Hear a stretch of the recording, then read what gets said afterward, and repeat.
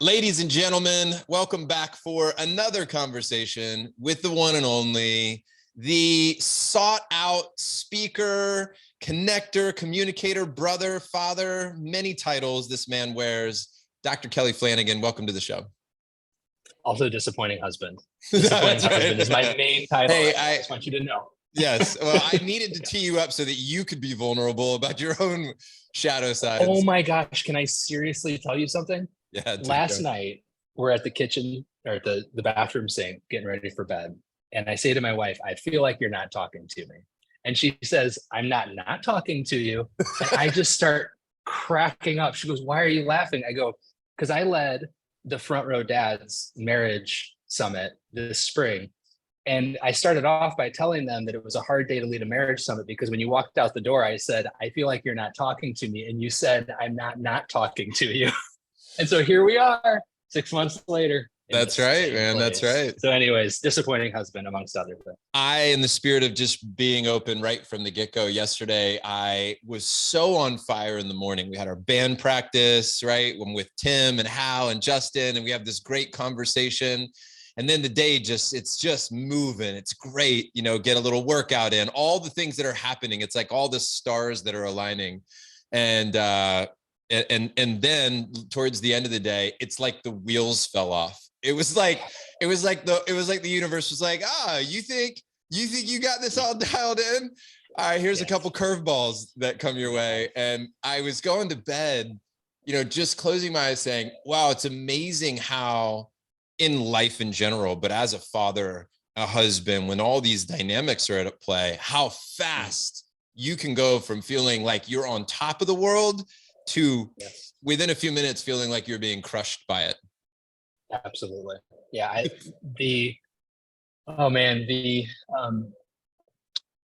I'm starting to learn that is when my people least like me, is when I'm on top of the world. Because that means I am excited about a million things and going a mile a minute, and they're all just going, can I get like 100% of your attention for a half a second? Yes. I'm like, no, I got a million things I'm excited about. They do not love me when I'm in that place, which is usually what causes it to crash. So. Wow. I also had a moment yesterday, maybe you can relate to this, where I was so triggered by the end of the day. And by the way, I had got done telling people less than 12 hours, which was a true story, by the way. I was telling people that I had spent days and days and days and days of not being triggered, totally aligned, in my power, not reacting to things. And then last night I'm like, well, that was fun while it lasted, but I'm feeling pretty triggered. And I remember Ocean was giving me a really difficult time going to bed. Big shocker, right? 7 years old, giving me a really hard time. And I'm so patient for 30 minutes, for 40 minutes. And finally, I'm getting to the end of my rope. And I lay down with him. And normally I tickle his back and I snuggle with him a little bit. And in this moment, I'm so triggered that I know I'm triggered and I can't get myself to like snuggle with him and be present with him. I'm just laying there trying to breathe. And then I get up and I walk away and Ocean's like, you didn't even snuggle with me. You didn't even tickle me. And I was like, not tonight, buddy. I love you. I laid with you. You're an awesome kid, but I'm going to bed. And he's like, he started to cry and he's like, but you didn't even snuggle with me. You didn't even snuggle with me.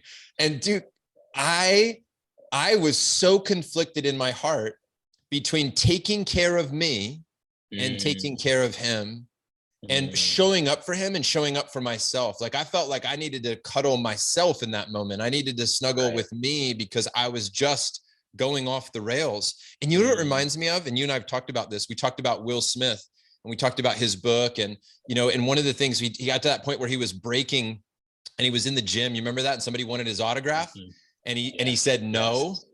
I felt just like that in that moment of like somebody needed me and I couldn't be there for them. Yes. Dude, my heart was breaking. I mean, you're there for so many people all the time. I sometimes feel that way about me too. And one of the things I've started to realize about myself is that there's a certain transaction going on in that process. I'll be there for you, so you'll be happy and approve of me. And trying to like also just be present to other people's disapproval when I can't be there for them.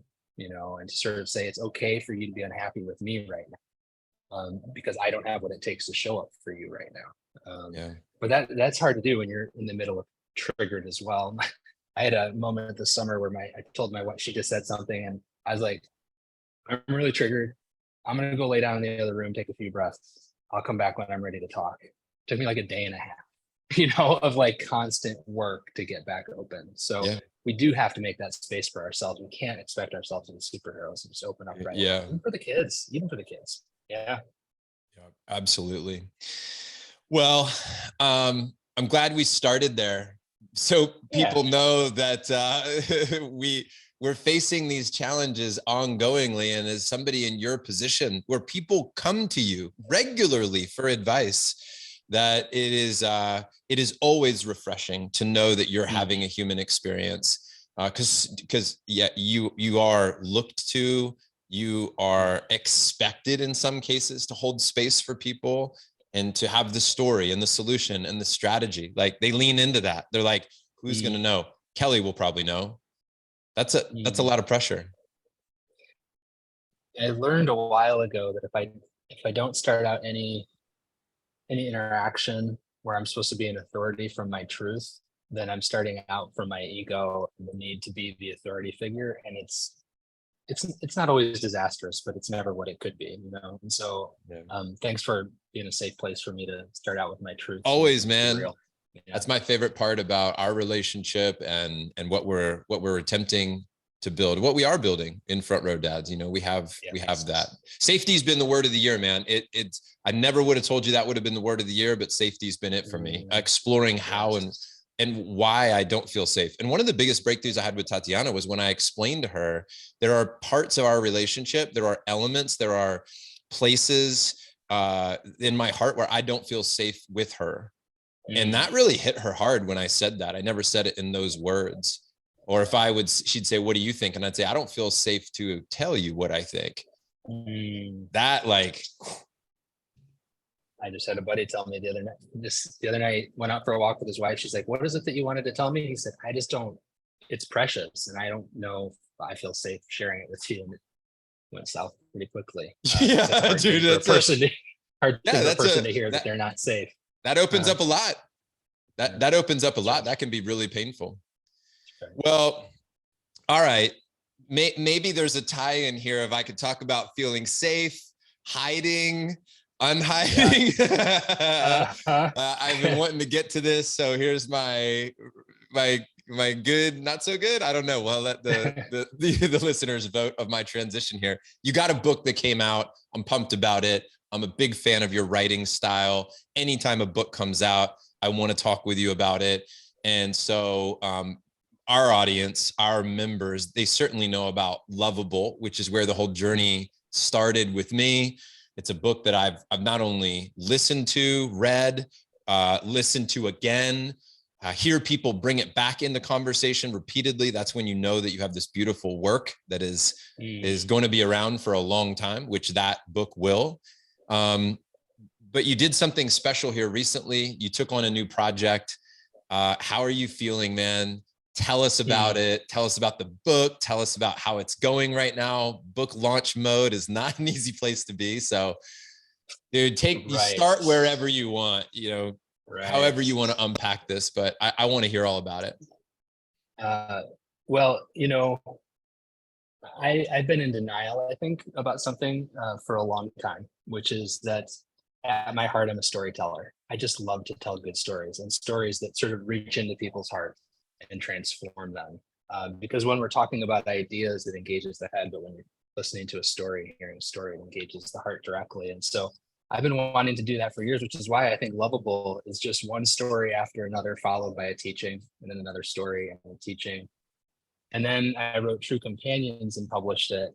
And I almost started to blur the line between storytelling and nonfiction with that book, because there's a scene at the beginning where I'm like imagining driving with my younger self on his wedding day and what I would tell him now about marriage. And then there's a scene in the middle of the book where I go for a ride with my even younger self, and we sort of have a conversation about loneliness. And then the last scene in the book is this imagined like inner reunion of all my companions from my life.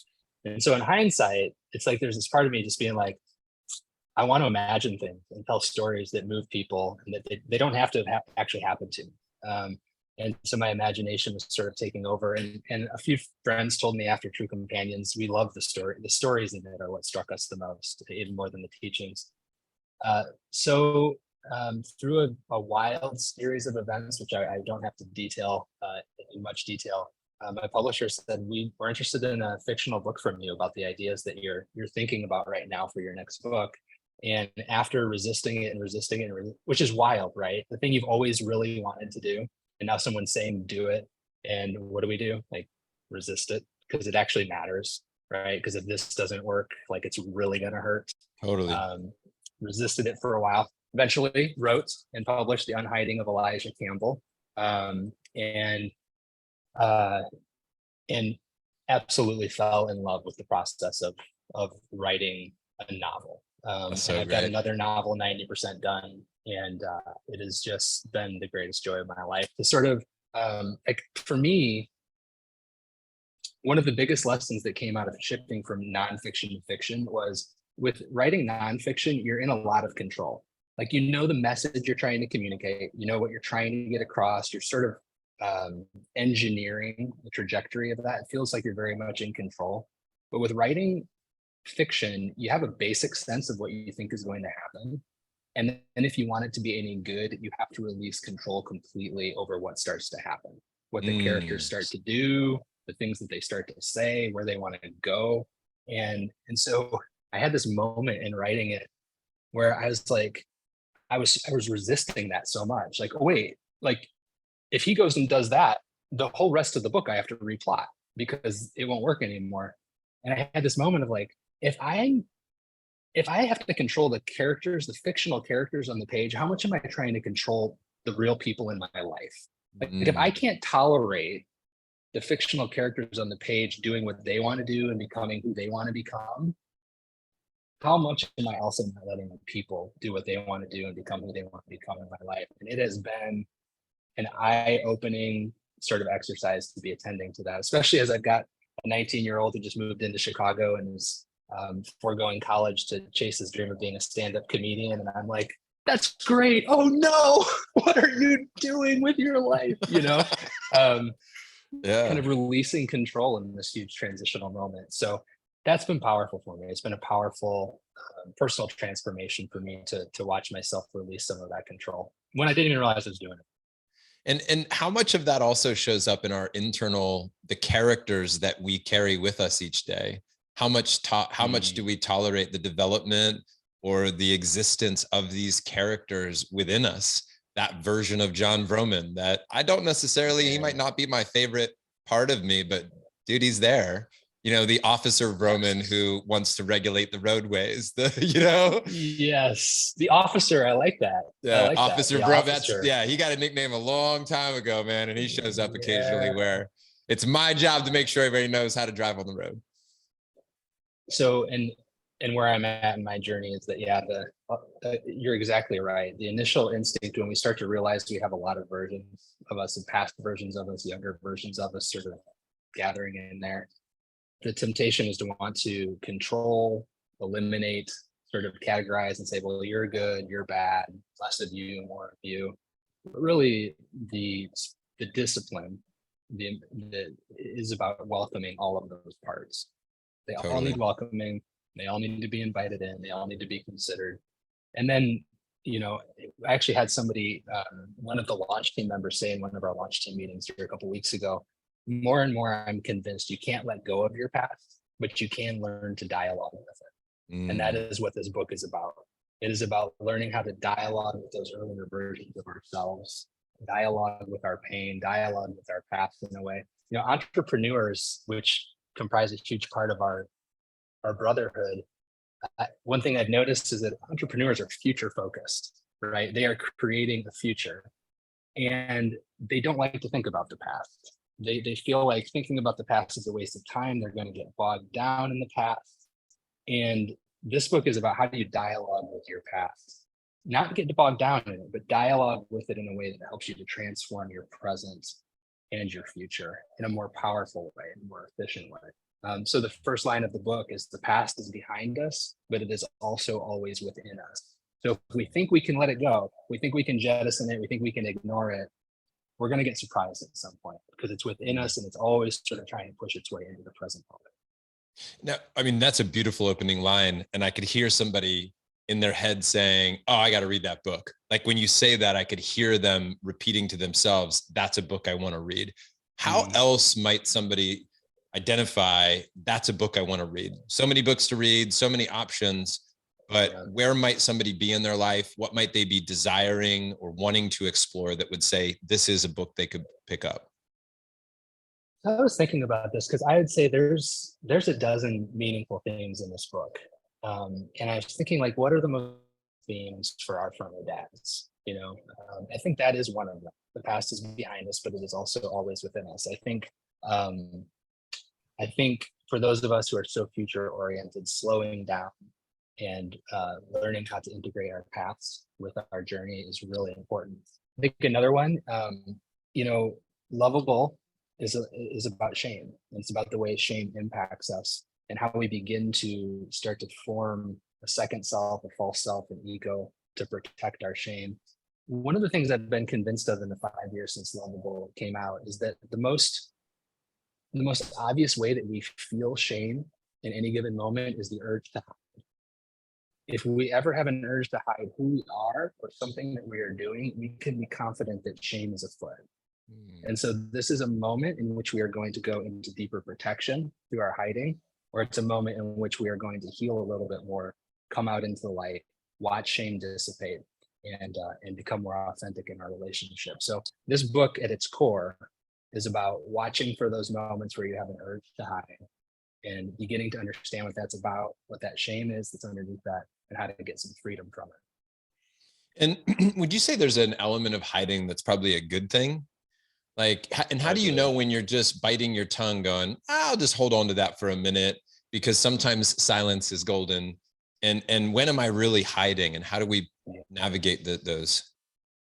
And one of the really fun things of running a launch team is you get together and you're all talking about the book. We just had a launch team meeting last night, and some of the more interesting things that came out of it were that sometimes what looks like unhiding is really playing a role to manipulate. Yeah. So like, I was an amazing trainee as a psychologist. I'm like, oh, we're all supposed to be vulnerable and disclosing here and emotional and touchy-feely. I can play that role and please everybody, right? So I look like I was unhiding, but really the stuff that I was hiding was never, I wasn't going to show any of that, right? So unhiding can be a manipulation sometimes. Unhiding can happen aggressively. Like we can unhide our junk, but do it in a way that is very damaging and hurtful, right? And so it doesn't promote connection. You want to know who I am? Here's who I am. Yes. Yeah. And there may or may not be a scene like that in the book, which is pretty poignant. You said you wanted it. Here it is. You want the truth. You can't handle the truth. That's right. That's right. That's exactly right. So we're unhiding, but we're still doing it from behind that aggressive ego piece, right? And one of the study questions at the back of the book, there's 20 of them, one of the group discussion questions is, over the course of the book, Elijah starts to learn how to unhide, and you get to watch that transformation. But in the final pages, he's still choosing to hide some things, but it feels like a healthier hiding. It feels like an informed, conscious, aware hiding. He's going, I'm going to hide that not to protect me, right? But to genuinely take care of you and to genuinely take care of the situation. So how do you discern? When am I hiding something for me out of a sort of a desire to protect? And when am I hiding it out of a sincere desire to care for those around me? But we got to start asking, we got to become aware of our urge to hide and start asking that question before we can make that discernment. What are you hearing from readers right now? Feedback. I know, by the way, you're in launch right now. When is it officially released? Yeah, it's officially released October 18th. That's when Amazon will ship it, and that's when it's available on Audible and Kindle and everything. There is a way to get your hands on it now. If you order directly from the publisher at InterVarsity Press, you can get it right away. But October 18th is the big release date. And you're getting these early readers, right? Your launch team is supporting it. Your closest advisors. What are you hearing that's that you're excited about? Yeah, that's a great question. So uh, I'm hearing that this is lovable in the form of a story, and in some Mm, ways more powerful because of that, which is mm, just makes me so happy to hear.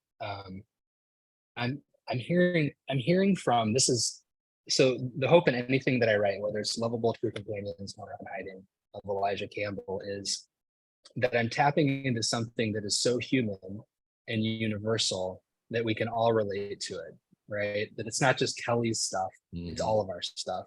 And so one of the things that's exciting me the most is I'm hearing from, front row dads like Ken Wimberly and Mike Wagner, guys like that, just saying like this book messed me up and changed me more and all of that. And I'm hearing from, I just had a launch team member who said, I gave this to the mother of a friend.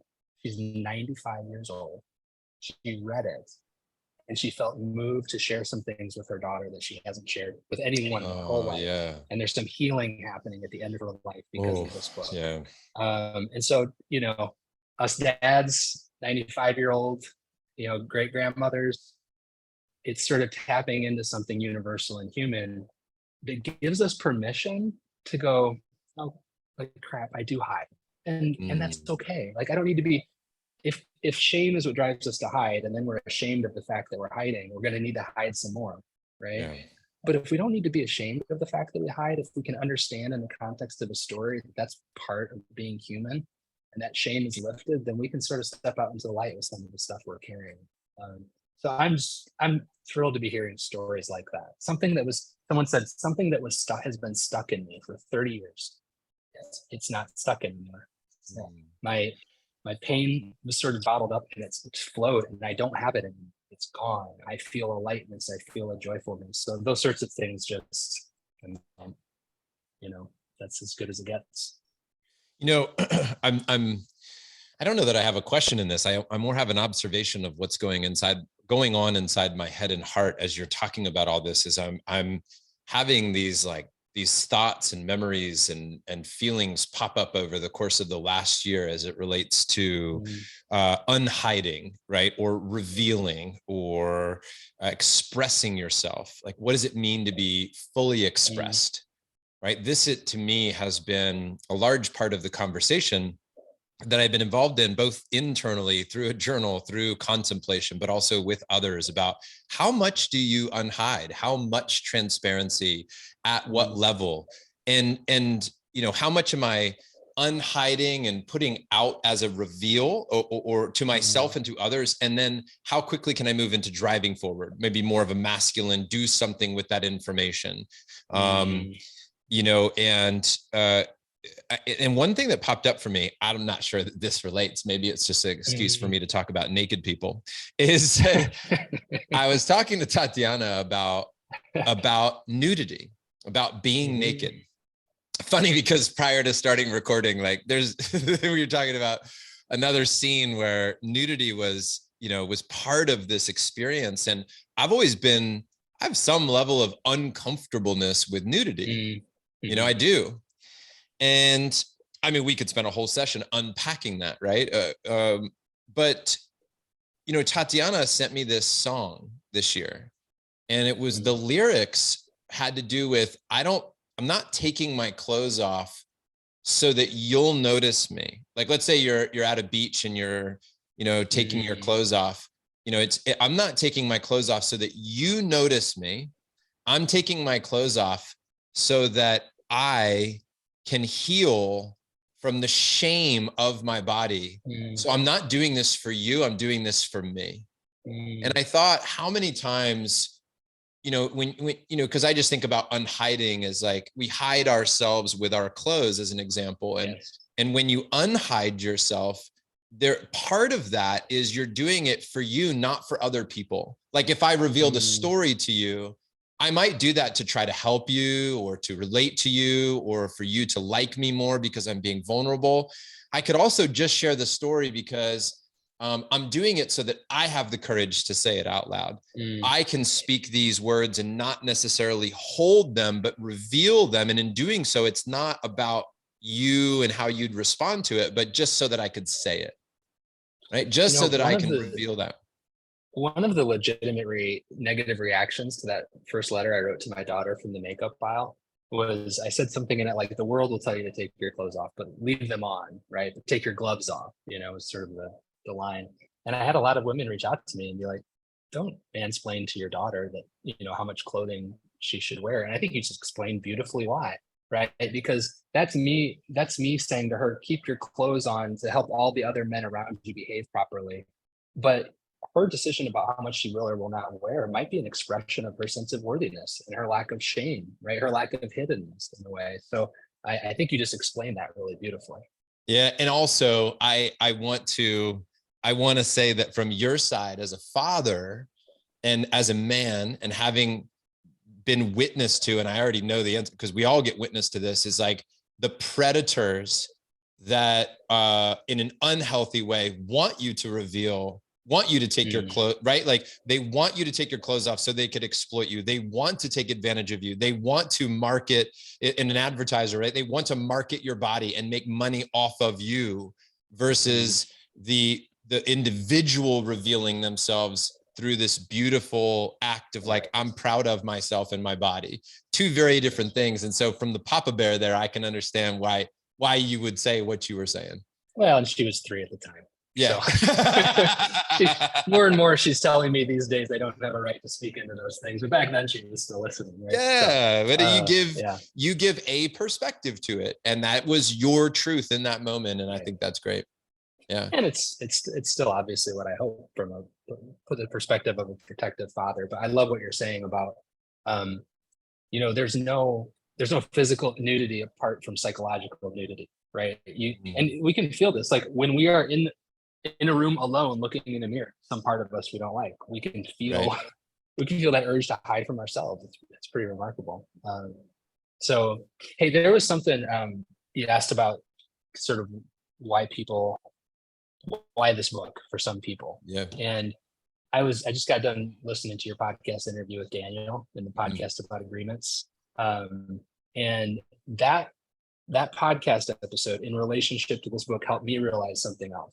And that is, so one of the things that the Unhiding of Elijah Campbell challenges you to do is to try to find your blind spots in your definition of love.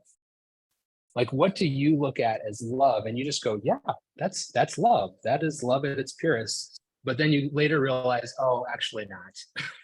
That is love. That's a more selfish version of love than I thought it was. I realized in listening to that podcast episode that for me, I define love as agreement. Like, if you agree with me, we can be loving. And I was taught that as a kid. Either we agree and we all love each other and it's all good, or we have to go to war to get to agreement. And someone needs to be sort of beat into submission, into agreement. And so what this book is trying to do, I hope in some ways, is asking us all to sort of pause and go, yeah, what are the little pieces that in my definition of love that I might need to start to remove from that? Love is an agreement. Love is being able to hold space for disagreement, right? When my wife isn't happy with me and she's disappointed in me, that for some reason that doesn't feel like love, but actually love is the capacity to hold space for disappointment too. And so I hope one of the things that's going to come out of this book for people beyond the unhiding piece is just sort of a deeper exploration of what does it mean to really love, and what are some of the sort of the barnacles from my past that have gotten stuck underneath the hull of my love boat, that need to sort of be removed to have a purer sense of love for our people and ourselves. The love boat. I just said it and you sang it. That's beautiful. I love it. So great, man. You just brought back my childhood right? On the TV, man. The little TV in the living room. Is it Friday nights? Is it Friday nights or Saturday nights? So crazy, man. Yeah. So crazy. All the people walking out, their characters, they like this person, this. What a great example of the past is always within us. There it was. So crazy. You're how right fast there, that right? comes back, man, right away. Captain Stubing? Is that right? Did I get it right? Yeah, I think that's right. Yeah. Oh shit, that's crazy. I can picture them all. I can see them all. I totally can, man. I totally can. That's so great. Love is not just being in agreement, which you can feel love through that, but love is being able to hold space for disagreement. Yeah. Damn, that's great, man. I think I just went into bonus time, love is I'm being glad to able hear to, that. and I almost got angry at you right there. Cause I'm like, I want to be, sometimes I want to use disagreement to stay safe from Tatiana, and when you remind me that love is being able to hold space for disagreement, it's like, I'm so angry. I don't want to hold space when she doesn't agree with me. I want to be stubborn, man. I want to put my flag in and be like, I'm right. I don't want to let you win. Yes. Oh, Agree with me again, and I can love you. Like, just cooperate, would you? yes. I think you and I both have pretty fiery wives who aren't going to cooperate just to match our definition of love, right? Yeah. Yeah. Which is teaching us, it's growing us, but it's challenging along the way, for sure. Right. I'm like reliving all of last night right now with Tatiana in this moment. I know when my wife not talking to me started, I can remember the moment. And what I need to do is go back and say, tell me everything about that moment. Tell me what that was like for you. Because what I said, I can't imagine how that bothered you or why it bothered you, but I'd love to hear it. Can you, but we're 3 days later now. It's a little easier 3 days, 3 days later. Totally. A little. Totally. Yeah. What do you, Kelly, let me go future focus here for a minute. Now that you've got a couple books out there and they have some legs, they've been circulating for a while, right? You've got this new book that's out. When you look into the coming months or maybe years, do you have hopes, intentions, expectations for this book? Where it goes, what it does, how to utilize it, what groups do you hope to find, where do you want this book to go? Or are you releasing attachment? You're like, whatever happens, I'm not in control of that. That's a great question. Ellie Shine asked me a similar question here last week when we were talking. And he just kept challenging me. He's like, I don't think you're answering honestly. He loves to do that, by the way. Ellie, we see you, man. We know you love to challenge people. Yeah, he just kept hanging in there with it. And finally I had to say, I want to see a print version of this book that says 100,000 copies sold on the top of it. That's what I want. That's what I want. And there's some ego in that for sure. But I also believe not everyone will be helped by this book. Not every book is for everybody, but I believe this book is for a lot of people. And I believe it's hard to read it without feeling more healed and more transformed. And so for that to happen to 100,000 people would be just magic. Now, I'll tell you, I'm going to share with you. I was in a spiritual direction meeting. I meet with a spiritual director once a month. I was sitting next to a river in our hometown, and I'm answering the question about I also need to release this book. Yeah, I want to see 100,000 copies on the cover. At the same time, I need to release it to the flow of life in a lot of ways. I need to do what I can do and not overdo it. So I'm in the spiritual direction meeting, and this just came to me this morning as I'm sort of wrestling with staying centered in the midst of the release process. He's talking, and I'm looking across the river, and there's this bald eagle that's flying 50 yards back and forth, across the river, flapping. And I was like, hey, Marv, I can't pay attention to you. There's this eagle fly. I don't think it's hunting. I don't understand what it's doing. He says, Kelly, I actually think this is a gift for you. I think I know what that eagle's going to do. Let's just sort of be quiet and watch for a while. We're on the phone.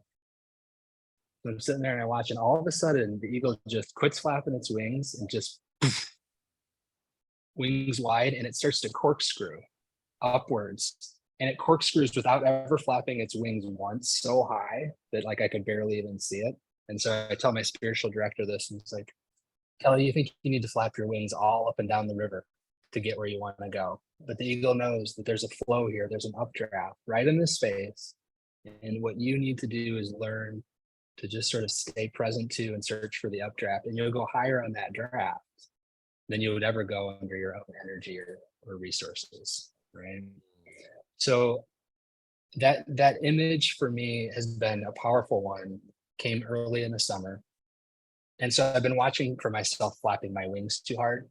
and just trying to create space to sort of feel the updraft, and ride that. So yes, I want to work hard to get this into people's hands. I think it's going to be helpful to people, but I also sort of want to trust it to rise on its own wings, so to speak. I was having this conversation with a front row dad yesterday. And because I don't have his permission, I won't say his name, but talking about he's probably, let's just put him in late 40s ish, right? And he's like, I don't know that I want to work as hard as I used to. And I'm like, makes sense. And we just got into this conversation about when you're older, or when you start to gain a few years, you start to realize the importance of like leverage and, the updrafts. Like you're just more aware of where they are, how to jump in one. And I go, it reminds me of playing volleyball racquetball with this guy up in New Jersey one time, where I was fairly new to the racquetball game. And this guy was standing there and he looked like I was waiting on a buddy who wanted to come play. And this guy who's probably 60, 65 years old, knee brace, probably an extra 30 pounds, it doesn't look like he moves too fast. He's like, hey, do you want to hit around until your buddy gets here? And me being this like young, cocky, I'm like, sure, old man, I will school you in some racquetball because I have, because I'm energetic and focused and I can outmaneuver you. Dude, that guy whooped my ass because he just knew he did exactly where to put the ball. He knew where I was. He knew where I wasn't. He was so smart and he had such good technique that when he moved that racket, magic happened. And that to me is the beauty of growing older. That is the benefit of having experience and wisdom and not frantically running around and flapping your wings up and down the river, but to know that there is an updraft and then to be able to jump in that and utilize, your stability, your stillness in that moment. Like I see that eagle as like this, in this stillness we rise, and I think that there's some beauty to that. I cannot wait for you to read this book. So one of the other really significant things, I think, especially for our guys in this book, is that life presents you with what I call midlife moments. It's those moments where, if you're fortunate, you got most of what you want, but it hasn't quite satisfied. And you can either turn that midlife moment into a midlife crisis or midlife awakening. And I would define a midlife crisis as doing more of what I've already done and thinking it'll make me more satisfied, right? Flap harder, right? Like maybe if I flap harder, I'll fly higher. And a midlife awakening is sort of wanting different things and settling into a different rhythm. And I think I never thought about the eagle metaphor in that regard. But it's one of the things that this book is about. One of the things that Elijah is really trying to do is to overcome that tendency to go, well, hiding worked for me this far, and it seems like it's not working anymore. But maybe if I hide in better ways or more clever ways, I'll be able to figure out, versus an opportunity or an invitation to start doing new things and different things in life. So I love that idea of settling into the stillness as a way to rise. Yeah, that's good. Very cool. Yeah. Let's start to land this a little bit with a couple of things. One, people can get it on Amazon. They want to go pick up the book, right? It's an audio, right? So it's on audio. Yep. Stoked about that. That's really great. So guys, go get this book. My ask is that, especially if you're a front row dad, brother, you're a member of this community, get this book to support Kelly and the mission. Get two so that you could share one, and then also read that book and give it a honest review, because they matter so much. Like, we value the reviews on this podcast. Amazon likes to see the reviews. So read this book and write a review. And even if you read the first 2 chapters and your review is like, man, I'm only 2 chapters in and here's how I feel about the book, write the review when you're 2 chapters in, right? You don't have to wait till you finish to write the review. That will help Kelly to get the word out and to spread the message. And to do our part, I will say this, and we've done this in the past. If you have not already written a review for the Front Row Dads podcast, My ask is that you write a review for this show. You mention Kelly in this episode. So just mention Kelly, something simple. Hey, heard about Kelly, amazing show, honest thoughts and feelings, whatever rating we earned, whatever review we earned, honest. If you screenshot that and send that review to info@frontrowdads.com, the first 5 people in the US that do this, I will buy you a copy of Kelly's book and send it to you. So just tell me your address, write a review for this podcast, and I will buy a copy and send it to you. And that will be my gift to you, the listener, and to Kelly for being our guest. So we'll buy a couple copies and get them out there in support of the process. So guys, get this book. Again, write a review on the Front Row Dads podcast, screenshot it, send it to our team at info@frontrowdads, and we'll get it out to you. All right. So one order of business, we got to get your book out to the world, and I'm thrilled to be part of that. The second piece is a question about, since there's so many dads listening to this and a solid number of moms we now know in our audience, is this a book that we want to listen to with our kids in the car? Absolutely. It's a kid-friendly book. I will tell you, I could not get my kids to read Lovable or True Companions. My 18-year-old zipped through this book and really loved it. Nice. And so I think teenagers in particular, it will be speaking to, because they're in the process of going into hiding, right? From about middle school through, that's what it's all about. And so I think it really speaks to them. It's a great question. I have not been asked. There's an intense scene, an intense conversation later in the book that might be hard for some sensitive kids between Elijah and his mom, where she reveals some of her past. Other than that, it's a totally kid-friendly book. Yeah. Cool. Well, I'm excited because now that I'm driving Tiger to and from school every day, I'm doing audiobooks with him, and we're just wrapping up Don Miguel's The 4 Agreements. And so this is going to be our next project together where we're going to listen to this. The rule is we listen to an audiobook one way and then music the other. So love it. What a great ritual. Yeah. Good for you. Yeah. That's good. And as much as I think that drive's a pain in the butt, I'm like, that's 40 minutes in the car that I get with him every day. And sometimes we're just sitting in silence. Like we're not having, epic conversations all the time. Cause sometimes I'm like, yo, how was school? And his answer is good. Give me like one more sentence, man. Give me like one more sentence. That sounds familiar. The last piece here, man. The last piece is that you have been a member of Front Row Dads. You started as a speaker at an event and then joined the brotherhood. You are now a legendary member that so many know and love. You have poured into the group. And here we are. You've been on the show before. You're integrated. You're part of this. Like, even if you left tomorrow, you would forever have made an impact. You'd be a legend if you left tomorrow. And hopefully we've got a little road in front of us together. My question is, for any guy out there who's wondering one of two things. One, do I want to join the brotherhood? Do I want to join Front Row Dads? Do I need this? Is this the right thing for me? Talk to him for a minute, your honest thoughts and feelings. And then number two is, you've been to events with us. And so why would somebody want to leave their family? Right. So you may be a better dad, but why are you telling me to leave my family again? Why would they want to leave their family to go to a retreat or a live event with us? If you could speak to those two things. Well, so when I joined you in the Florida Keys in 2018, I don't think I didn't get up and do my thing with you, our Q&A, until maybe day 2. I was like an hour into day 1 as more of a participant. And I was like, I found my people.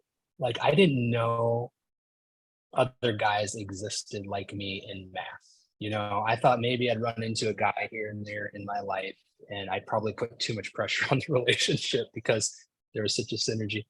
I felt like I'd found my people like instantaneously. Other guys who are driven by what I would call not an ego-driven desire for excellence, but a soul-driven desire for excellence, and choosing to put that desire for excellence into their family, into their relationships, into their marriages, and humble enough to do so. Like guys who are driven for excellence, but also willing to be humble about their shortcomings. Like it was just like I did.